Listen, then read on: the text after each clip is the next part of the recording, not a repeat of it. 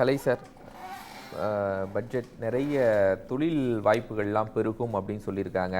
குறிப்பாக இன்னும் தொழிலாளர்களுக்கான விஷயம், தொழிலாளர்களுக்கு விடுதி, நாடு முழுவதும் 12 தொழிற்சாலைகள் கட்டமைக்கப்படும், மாணவர்களுக்கு 5000 ரூபாய் ஸ்டைஃபண்ட், இப்படிங்கிற நிறைய அனௌன்ஸ்மெண்ட் தொழில் சார்ந்து வந்திருக்கிறது. எப்படி பார்க்கீங்க? அது இவங்க 2047 ஆண்டு நம்ம 100 ஆண்டு சுதந்திர தினம் முடியுது. ஆமாம், விக்சித் பாரத். அதை அவங்க என்ன சொல்கிறாங்க, அம்ரித் கால்ங்கிறாங்க.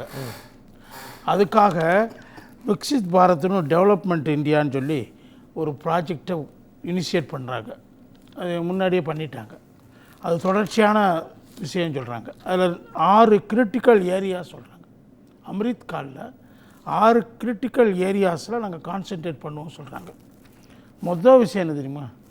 ப்ரைவேட் இன்வெஸ்ட்மெண்ட்டை பூஸ்டப் பண்ணணும். ஆகலைன்னு ஒத்துக்கிறாங்க.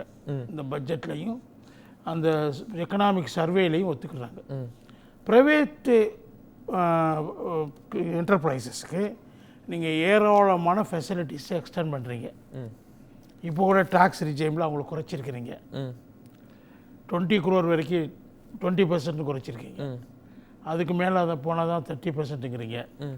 இந்த டைரக்ட் டேக்ஸ் செலுத்துகிறவங்களையே சேலரிடு எம்ப்ளாயீஸ் தான் அதிகமாக செலுத்துகிறாங்க. அதில் இந்த கார்ப்பரேட் செக்டார் செலுத்துகிற டைரக்ட் டேக்ஸ் ரொம்ப குறைவு. அதை நீங்கள் கூட்டியிருக்கணும். அவங்களுக்கு இவ்வளவு இன்சென்டிவ் கொடுத்தும் அவங்க தொழில் தொடங்க வரமாட்டேங்கிறாங்க. எஸ்பெஷலி மேனுஃபேக்சரிங் இண்டஸ்ட்ரியில் அவங்க இன்வெஸ்ட்மெண்ட் பண்ண வரமாட்டேங்கிறாங்க. அங்கே பப்ளிக் இன்வெஸ்ட்மெண்ட் தான் பண்ண வேண்டியிருக்கு தொடர்ந்து. அப்படின்னா என்ன செய்யணும்? அதில் ஒரு ஃபஸ்ட்டு ஏரியா ஆஃப் கன்சர்ன் சொல்லி நீங்கள் சொல்லிட்டீங்கன்னா, அப்போ நீங்கள் என்ன பண்ணியிருக்கணும்? அவங்களுக்கு கொடுக்குற டாக்ஸு கன்செஷன்ஸை குறைக்கணும். அதை கவர்மெண்ட் அதனால் சேவ் பண்ணி அந்த பணத்தை பப்ளிக் இன்வெஸ்ட்மெண்ட்டாக கொண்டு போகலாம். அதுதான் முறை. அவங்க தப்பு செஞ்சுக்கிட்டே இருப்பாங்க, அவங்களுக்கு நீங்கள் மேலும் மேலும் கன்செஷன் கொடுத்துட்டே இருப்பீங்க. அதான் சிக்கலைங்க. முதல் கிரிட்டிக்கல் ஏரியாவிலே மட்டும்தான் இப்படி பண்ணிட்டு இருக்கா சார்? இல்லை, பொதுவாக அரசு தொழில் நிறுவனம் தொடங்குறவங்களுக்கு அதுக்கான நிதியையும் அதற்கான ஸ்டைஃபண்ட்ஸ் இதெல்லாம் கொடுத்துட்டு தானே இருப்பாங்க. தொடங்கலை. நீங்கள் தொடங்கலை. லோன்லாம் வெய்வல் பண்ணுறீங்க, அவுட்ஸ்டாண்டிங் லோன்ஸ் எல்லாம் வெய்வல் பண்ணுறீங்க, ஏராளமான கன்செஷன்ஸை கொடுக்குறீங்க. நீங்களே சொல்கிறீங்க அவங்க இன்வெஸ்ட்மெண்ட்டு வரமாட்டேங்கிறாங்கன்னு. நான் சொல்லலை, எக்கனாமிக் சர்வேல நீங்கள் சொல்லியிருக்கீங்க. அப்போ அதுக்கு முடிவு என்ன? அவங்களுக்கு கொடுக்குற கன்செஷன்ஸை கட் பண்ணுங்க. அதன் மூலமாக நீங்கள் பப்ளிக் கன்செஷன்ஸ் இவ்வளோ கொடுக்குற போதே நிறுவனங்கள் தொழில் தொடங்க கஷ்டப்படுறாங்கன்னா, கொடுக்காம இருந்தால் வேலை வாய்ப்புகள் இன்னும் மந்தகதியில் இல்லையே. நீங்கள் மேனுஃபேக்சரிங் செக்டரில் பப்ளிக் அந்த பணத்தை நீங்கள் கையில் வச்சுக்கிட்டு, அரசாங்கத்தினுடைய சேவிங்ஸாக வச்சுக்கிட்டு நீங்கள் பப்ளிக் இன்வெஸ்ட்மெண்ட் பண்ணுங்கள். பப்ளிக் இன்வெஸ்ட்மெண்ட் பெருசாக பண்ணாமல் ப்ரைவேட் இன்வெஸ்ட்மெண்ட் வராது, எஃப்டிஐ வராது, ஃபாரின் இன்வெஸ்ட்மெண்ட்டும் வராது. அதான் இன்றைக்கி பிரச்சனை. நீங்கள் பப்ளிக் இன்வெஸ்ட்மெண்ட் பண்ணாமல் அது வராது. நீங்கள் ரோடு இன்ஃப்ராஸ்ட்ரக்சரை பிரம்மாண்டமாக டெவலப் பண்ணாமல், எனர்ஜி செக்டாரில் பெரிய அளவுக்கான டெவலப்மெண்ட் கொண்டு வராமல், இதெல்லாம் நீங்கள் தான் இன்வெஸ்ட் பண்ணி ஆகணும். அப்போ இன்ஃப்ராஸ்ட்ரக்சர் டெவலப்மெண்ட்ஸில் வேலை வாய்ப்பு அப்படின்னு சொல்லியிருக்காங்க இல்லையா? 5 ஆண்டுகளில் 4. அதுக்கு நான் வர்றேன். பிறகு எக்ஸ்பாண்டிங், அடுத்த கிரிட்டிக்கல் ஏரியா எக்ஸ்பாண்டிங் எம்எஸ்எம்இஸ். அதில் கொஞ்சம் பண்ணுறாங்க. எம்எஸ்எம்இஸை கொஞ்சம் ப்ரையாரிட்டி செக்டாராக டீல் பண்ணணும்னு முடிவு பண்ணுறாங்க. அங்கே குறிப்பாக ப்ரொடக்டிவிட்டி லிங்க்டு இன்வெஸ்ட்மெண்ட்டுன்னு ஒன்று கொண்டு வந்திருக்காங்க இல்லையா? அதில் என்ன செய்கிறாங்கன்னா, நீங்கள் இந்த எம்எஸ்எம்இ செக்டாரில் இன்வெஸ்ட் பண்ணி இந்த பர்டிகுலர் செக்டார்ஸில் நீங்கள் ப்ரைவேட் பீப்புள் இன்வெஸ்ட்மெண்ட் பண்ணால் அவங்களுக்கு நாங்கள் இன்சென்டிவ் தருவோம். கவர்மெண்ட் இன்சென்டிவ் தரும் அவங்க சொல்கிற செக்டாரில் இன்வெஸ்ட்மெண்ட் பண்ணால். அது எம்எஸ்எம்இ செக்டாரில் அது பெரிய அளவுக்கு அந்த இன்வெஸ்ட்மெண்ட்ஸு வருது பிஎல்ஐ ஸ்கீமில்.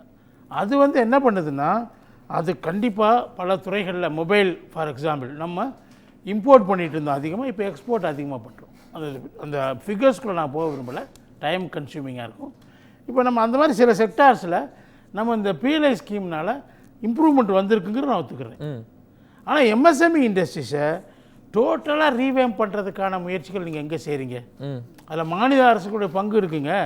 தமிழ்நாடு அரசு அவங்களுடைய நிலை கட்டணத்தையும் அவங்களுடைய கட்டணங்களையும் குறிப்பாக அவங்களுக்கு தரப்படுற சோலார் எனர்ஜியுடைய கட்டணத்தையும் ஆக 3 வகைகளில் கட்டணங்களை எம்எஸ்எம்இஸ் இண்டஸ்ட்ரீஸுக்கு உயர்த்துறாங்க.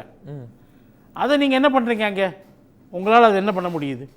அந்த எம்எஸ்எம்இ இண்டஸ்ட்ரீஸ் இங்கே 10,000 எம்எஸ்எம்இ இண்டஸ்ட்ரீஸு மாதத்துக்கு மூடிக்கிட்டே இருக்காங்க தமிழ்நாட்டில். இந்த இப்போ திரும்பவும் கிட்டத்தட்ட 4.53 மூணாவது முறையாக மின் கட்டணத்தை உயர்த்துறாங்க. கூடவே நிலை கட்டணத்தையும் உயர்த்துறாங்க. இந்த நிலை கட்டணங்கிறது இண்டஸ்ட்ரீஸை பாதிக்கிறது.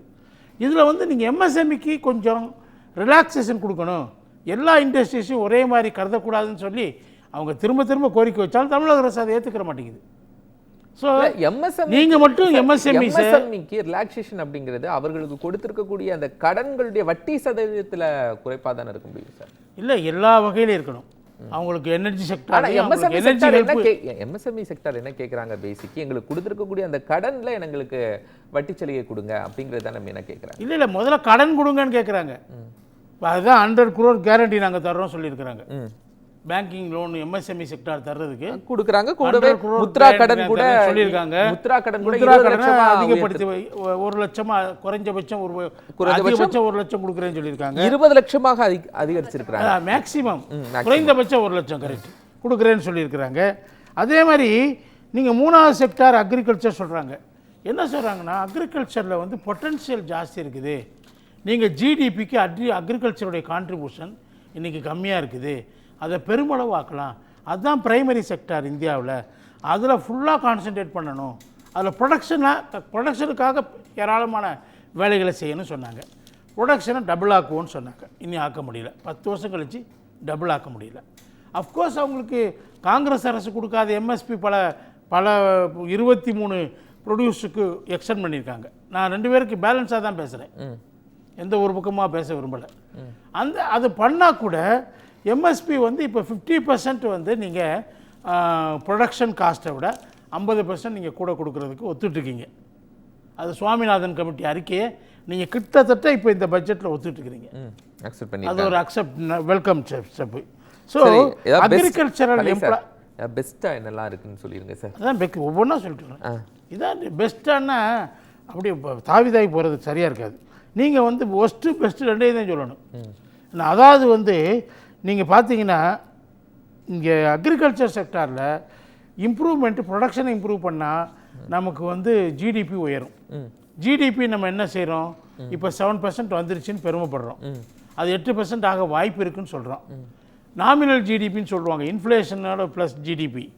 அது இன்ஃப்ளேஷன் குறைஞ்சதுனால அது 10% மேலே போயிருக்கு. நல்ல விஷயம். இன்ஃப்ளேஷனை வந்து 4% டார்கெட்டுக்கு போகணும்னு சொல்லி 4.9% ரீட்டைல் இன்ஃப்ளேஷன் வந்திருக்காங்க. ஆனால் அதுலேயும் கூட நான் ஃபுட் ஐட்டம்ஸில் தான் வந்திருக்காங்க.